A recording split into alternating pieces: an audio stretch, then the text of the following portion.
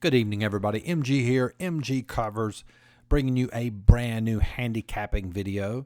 This video is actually going to be twofold. We're going to talk about the Clemson Texas AnM game this weekend, give you a betting preview, and also those of you wanting to learn how to handicap, we're going to talk about how to situationally handicap a college football game. And at the end of this video, I'm going to reveal my free pick for the game. Now, what's very difficult about college football, you have very little statistical data. This begins week 2. This is videos recorded on a Wednesday night of week 2, so we have college football games starting tomorrow night and, of course, on Friday and Saturday. But again, we only have 1 week of data, so it becomes very difficult to create a, quote, stat model. So what you have to do is you have to handicap the game, what I call situationally. Those of you that have followed previous videos, there's 2 parts to handicapping. One is the objective side, which is your statistical model, and the second part is the subjective side, which is more of situational angles. Now, one of the most important things to handicap situation in college football is coaching. I'll give you a couple examples. Last week, my Gamecocks played Mack Brown. He was a brand new coach at UNC. They actually upset Muschamp and covered as well. Carolina was a -10 when the line finally closed. When you look at the experience, Mack Brown, more years experienced as a head coach over Will Muschamp. And another interesting angle, Mack Brown's offensive and defensive coordinator had over 20 years experience as an offensive and defensive coordinator prior to coming to North Carolina. South Carolina's offensive defensive coordinators only had 6 years combined experience as coordinators, and their only experience was at South Carolina. They were not coordinators at any previous schools. So the point I'm making is that college football handicapping relies heavily on coaches, their past coaching performance, etc. So with that being said, let's dive back into this game, Clemson, Texas AnM. Now, the first thing we want to do is we want to see if we have any statistical data between these two teams. As a matter of fact, we do. This year, the line as currently right now is Clemson -17.5. These teams played last year, early in the season as well, September the 8th of last year. Clemson was number 1 team. Texas AnM was 11th team in the nation. Very similar to this year with Clemson at number 1, Texas AnM at 12. Clemson in this game was favored by 12 points. Again, not much difference. Clemson's a little bit more favorited this week, pretty much because they're at home. If this game was at Texas AnM, you'd probably see a similar line closer to the 12. And this game last year, Texas AnM played very well, gave Clemson all they could handle, needed a 2-point conversion late to take it to overtime, and that was really the difference.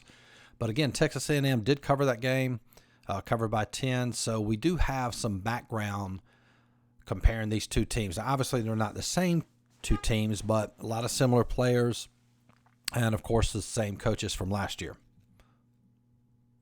So let's look at that 2018 box score from last year. Again, Clemson did win the game 28-26. You look at first downs here, Texas A&M won the first down battle, had 25 against Clemson's 14. Total yards, Clemson was 413. Texas A&M 504, so almost 100 extra yards in favor of Texas A&M. Clemson won the rushing battle. Texas A&M struggled to run the ball, 32 of 71.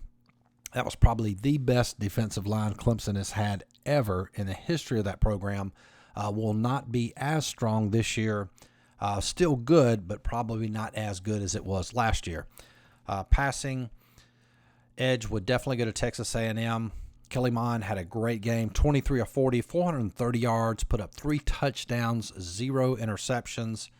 Kelly Bryant was still the quarterback at this time for Clemson, even though Trevor Lawrence did play a series in that one. Another key factor in that game, Clemson won the turnover battle. Texas A&M 3 fumbles, lost 2 of them, so Clemson did win the turnover battle. And one of the most important stats in handicapping college football or NFL football, you may have heard me talk about this before, is time of possession. More times than not, when a team wins the time of possession battle, whether it be college football, more so in NFL than college, but either sport, majority of the time, team wins time of possession, they're going to win the game. So when you look at this box score from last year, statistically, outside of the score, Texas AnM had the edge when you're just looking at statistical data. So a lot of things we can take from that game. Again, very similar teams from last year to this year, and I do believe Texas AnM is improved. This is their second year under Jimbo Fisher. So no big changes to coaching staff, no big changes to the Clemson coaching staff, even though I do think it's a difficult task for Clemson replacing all the talent they lost last year. I think Trevor Lawrence will be better this year. That's one advantage for Clemson. So let's look at the next little chart here. Jimbo Fisher, ATS ranked teams 2018. We're going to look at Jimbo Fisher's against the spread for ranked teams for 2018. If you want to see how good a coach is, look at their against the spread numbers or their record against ranked teams. More times than not, you will see that determines whether or not a coach is good or not when you look at how they're performing against ranked teams. My team, South Carolina Gamecocks, Will Muschamp in his time at Carolina has defeated one ranked team, and that's it.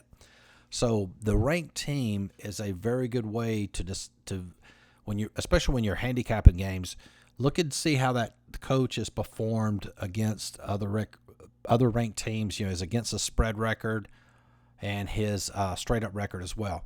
So we go back to last season, week 2, which was a game we just talked about, Clemson versus Clemson. They were plus 12, lost 26-28, covered by 10. 2 weeks later, they played Alabama.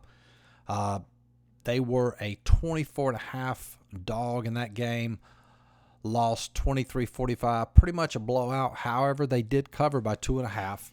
And then week 6, Texas A&M played Kentucky. They were favorites in that game, won that one 20-14, so did cover by 1 there.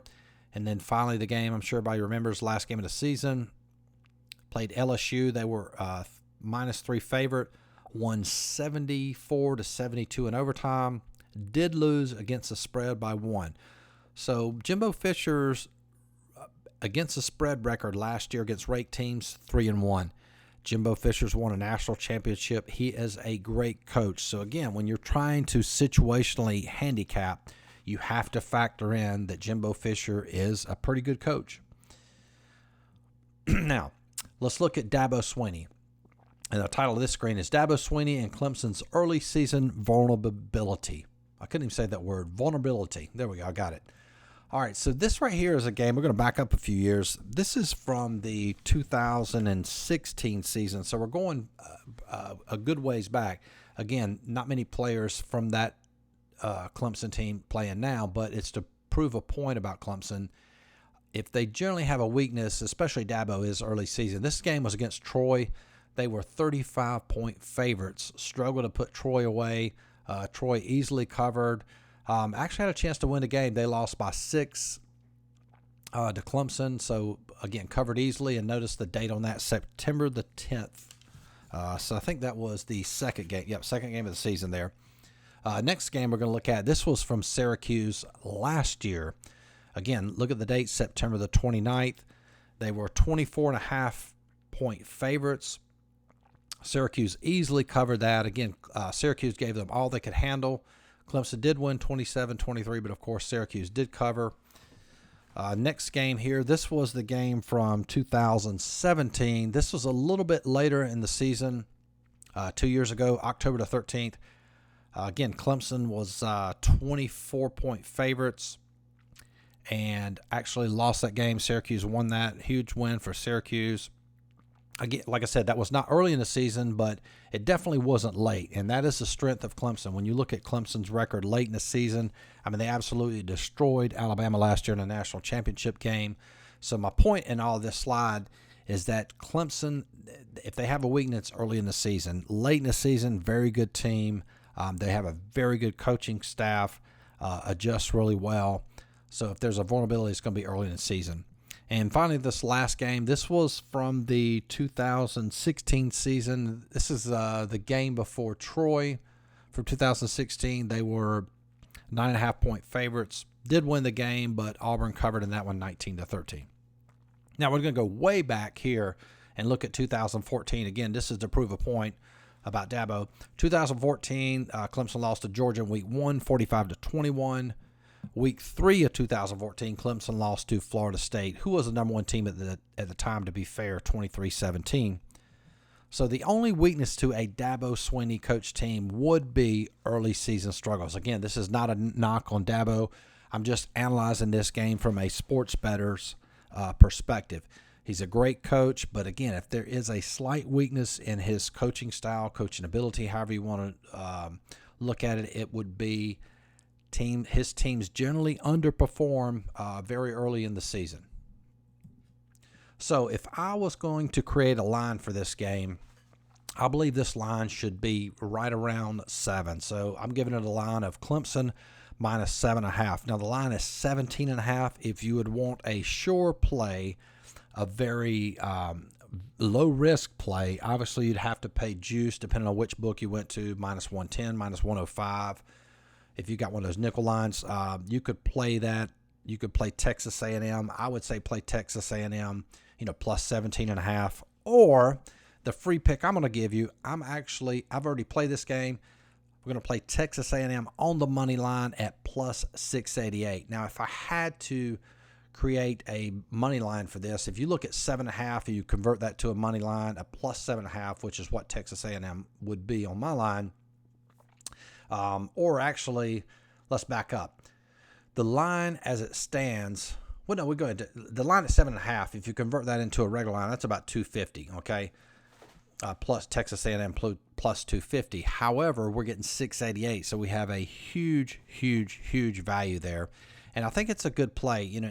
And when you calculate the odds, does Clemson have the edge? It's probably a 55% chance of winning. I would say Texas A&M probably somewhere around a 45% chance. So just a really good wager to wager Texas A&M on the money line. Again, if you want to be conservative, you could play them on the spread line at plus 17.5. I think that's a very good conservative play.